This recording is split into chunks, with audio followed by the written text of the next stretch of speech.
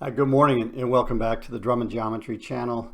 We have a new week, we have a new month, and I guess we have lots of new opportunities, right? So we're going to start out by getting into the weekly chart. The weekly chart is the time focus, and then adding in the higher time period support and resistance that comes with the new month. So here we are with the weekly chart. Last week was a busy week. We ended up getting all the way down here to a monthly PL dot refresh, but the close strongly up here. Very big move the last couple days of last week. And then we've got some new resistance areas up here. This is the monthly envelope top, the quarterly envelope top, and then I've also put in the monthly 5-2 down, monthly 6-1 down, and way up here we have a yearly 6-1 down.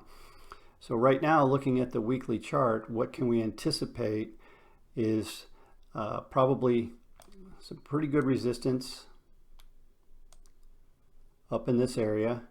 Depending on how it handles that, then the next target, and then onward and upward if it continues to move that way. This is the new monthly chart. We can see now that let me change indicators here real quick. See that the monthly PL dots are lining up nicely, pushing this market higher. Came down, had the monthly PL dot refresh right in between the live PL dot and the static PL dot, and now we're moving up towards the next area will be the envelope top for the monthly chart and for the quarterly. And then, as I said, if we get past that, then we've got a couple more layers of higher time period resistance to deal with. And now, digging into the daily chart, what can we anticipate? Well, right now, it's pretty obvious we're in a daily trend. This was a congestion bar, and this is a very strong C wave, expanding that congestion area, because initially the first block level would have been here, and now it's expanded up to here, but we've got some room to run. And let me clean this up a little bit. So I'd like to frame this in what can we anticipate for the week, and looking at the daily chart, we're seeing all this resistance up here, and we're seeing all this support down here. And as the daily chart, I anticipate we're gonna see this thing move up into this area, into this over the next day or two or three, and then if it stalls out here and turns down, then we're looking at some sort of support, perhaps a weekly PL dot refresh down in this area.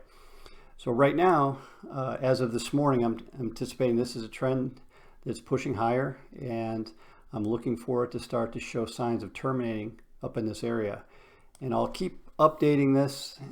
So let me go back to the weekly chart and just make it as simple as possible.